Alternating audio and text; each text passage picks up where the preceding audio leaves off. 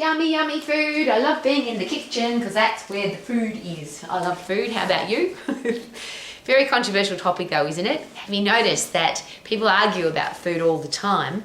And then the people that eat a certain way and are very convicted about that's the right way to eat, they tend to share that with us. I'm a vegan vegetarian, I'm a carnivore, I do intermittent fasting, I'm lactose intolerant, I need to eat gluten-free. There's a lot of opinions and ideas and information that people share with us about food. This is a really personal question though. Why do we do that? If you have an opinion about food or the way that you eat, you think it's the right way to eat, why do we need to share that with other people? And I use this example it happens to me every day because I have an international fitness business college where obviously a big part of that is inspiring people to be healthy, fit and strong. And a big part of being healthy, fit and strong is to fuel your body effectively.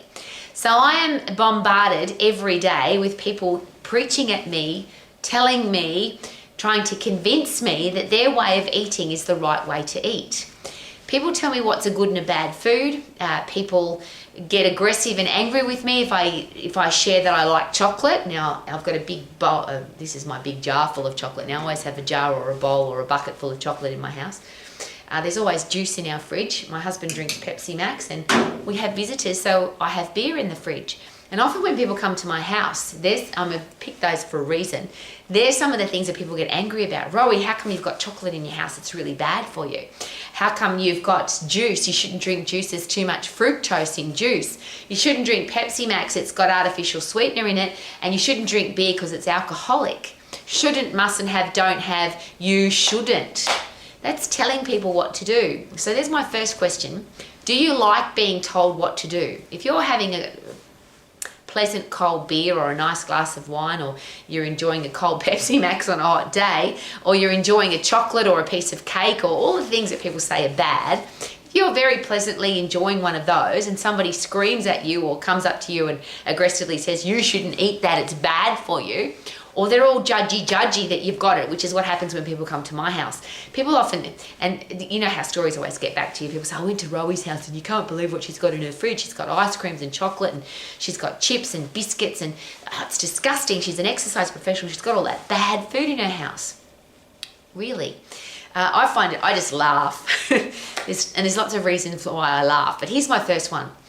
I'm a really old lady. And my entire life, except for a very short period of time where I did a bodybuilding competition that screwed up my head completely because I started counting calories and I started counting macronutrients, and I can't have, mustn't have, shouldn't have, don't have became part of my life. Except for that small period of time, my whole entire life I've had a beautiful relationship with food, which is eat when you're hungry, stop eating when you're full, eat all the foods that you love, and don't eat any of the foods that you don't love. Now, I don't believe in any diet whatsoever, and you should eat exactly the way that suits you. For these 4 things, if you are performing at your best, you've got a stack of energy, you love what you see in the mirror and the way your body feels to touch, and you're getting the results that you want from the food that you're eating, then why would you change? If you're not getting the results that you want, and this is where it becomes fascinating because people will preach at me, sometimes scream and yell at me, you shouldn't have, can't have, mustn't have, don't have, but they're not performing at their best. They don't have a stack of energy. They certainly don't love what they see in the mirror because they share that with me. Their body, when you cuddle them, is pretty squidgy, and they're not getting the results they want from their eating plan, but they're still preaching at other people about what they should eat. Does that make any sense whatsoever? I don't think so. That's just my personal opinion on that one. The reverse of that though is complicated. If somebody's got ripped abdominals, tight butt cheeks, they've got a lean, fit, strong, tight body, and they tell you to eat a certain way, there's a lot of people that follow that eating plan. I'm going to eat that way because that person looks so good. But is it possible that the way that they eat isn't going to suit you? And I always ask this question. If you get 100 or 1,000 or 10 or one person being told to eat a certain way by one person, you have to eat this. So, and I'll pick the big number. Let's say 1,000 people all get exactly the same food at exactly the same time of the day, the same number of calories, everything's exactly the same, and probably the only place you could do that would be perhaps in a jail, for example, where everybody's fed exactly the same way.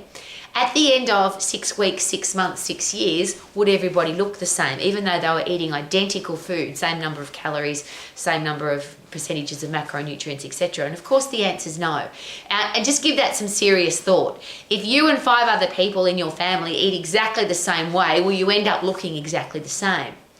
So if the answer is no, well then how should we eat? And this is where I love the idea, and this has been my philosophy again, except for that short period of time where I screwed up my own headspace by counting calories, is if I have a body that eats when it's hungry, it stops eating when it's full, it eats all the things that it loves and none of the things that it doesn't, how would I put my body into that position? And physiologically, that's a pretty simple process. When you're really fit and when you're really strong, you have a strong and fit endocrine system. That's your hormones. And your hormones are responsible for everything that happens in your body, including the hormone that says you're hungry, you should eat, the hormone that says you're full, you should stop eating, the hormones that say we need this kind of macronutrient and this kind of micronutrient because we need energy, or we need to grow some hair, or we need to fix an injury, or we need to use your brain, so you need to have. And the reason this is just simple common sense. Have you ever heard yourself say, or other people say, if they're healthy, fit and strong, I feel like I need to have an apple, or I feel like I need to eat a steak, or I feel thirsty, or I feel like some lollies, for example. There's a really, I can't eat lollies, they're bad for you. But if your brain doesn't get glucose, it won't work. So if you are an elite athlete, for example, and I use this as an outlier, but if you're an elite athlete who's burning up 5, 6, 10,000 calories a day, it's very difficult to eat 10,000 calories of salad, broccoli, even potato or rice. So if you are not getting enough energy, you then may need to eat lollies, for example. There are people who suggest, and there's some health departments that suggest, that if you drink alcohol, one of those things that's supposed to be really bad for you. I was brought up not just that alcohol was bad for me, but that if I drank alcohol, I'd go to hell, not to heaven. That's how strict my upbringing was with alcohol. But I've met some people that live over 100 years of age, and they have been drinking alcohol all of their lives. So where's the argument there? You can't drink alcohol, it's bad for you, it'll kill you. Is it possible that everything will kill you? And I always share that example. If you drink too much water, you could die. If you don't get enough water, you'll die. So could it be that it's not the good or bad food, it's just the amount in which you eat it? So if you drink too much alcohol, you'll get drunk. There's a big argument about artificial sweeteners. Now, if you follow the research on that, and I get really annoyed because people quote research at me all the time, and I just say, have you read the study? How many studies were done? Who paid for the study to be done? So follow the money. And what does the study actually say? And artificial sweeteners is an interesting one. You can follow it up yourself, but a large amount of artificial sweetener were given to rats, and some of the rats ended up with cancer.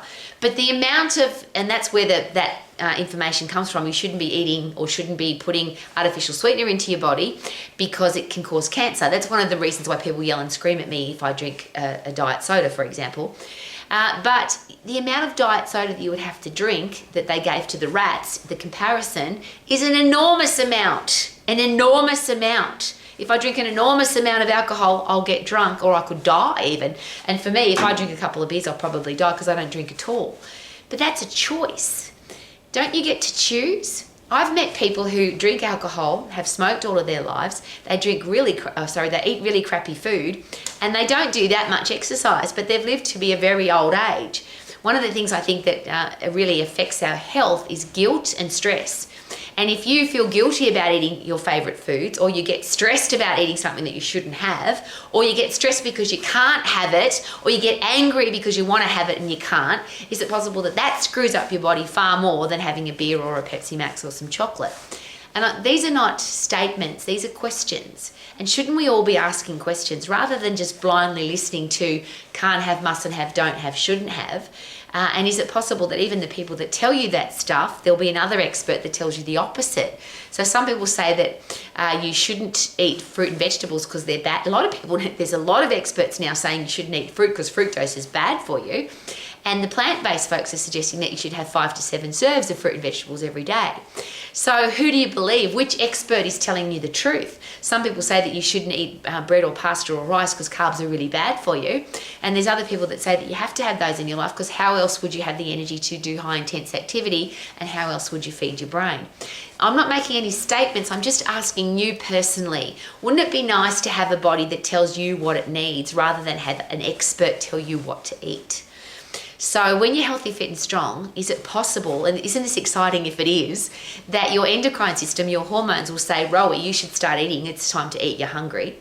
You should stop eating because you're full. Then you can't overeat, doesn't matter what you put into your body. And I always share this because people laugh because I always have chocolate at my house and it's always on show because I think chocolates are really pretty. So I have them in a jar or a bucket you can see them. And people say, how come you don't eat the whole bucket? Well, I can't because I've got a healthy, fit, strong endocrine system.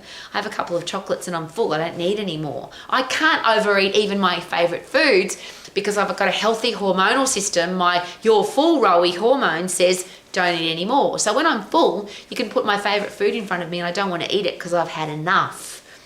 Wouldn't it be nice to have a body like that? And all you've got to do is get fit and strong. So rather than focus on food, rather than tell other people what to eat, rather than listen to other people tell you what to eat, wouldn't it be nice to have a body that tells you exactly what you need? Eat when you're hungry, stop eating when you're full, eat what you need, and don't eat any of the things that you don't like. And I always ask that question, why would you've got to eat calories, because that's the energy unit that provides you with what you need to survive. So you've got to have a certain number of calories, wherever they come from, but you've got to have a certain number of those so that you don't die. But why would you waste any of those calories on stuff that you don't want to eat? I can never understand. Are you enjoying that food? No, it's horrible, but I have to eat it because it's healthy. What a waste of time and what a waste of energy and what a waste of pleasurable experience. So what's going to work for you? Should you be able to say, I perform at my best, I've got a stack of energy, I love what I see in the mirror, I love the way my body feels to touch, and I am getting the results that I want from my eating plan. And if you're not, could it be a good idea to stop listening to the experts and start working it out for yourself so you can live your life to the max and love coming into the kitchen because that's where the food is. I love food. Look, the fridge, yummy, yummy, yummy. Woo!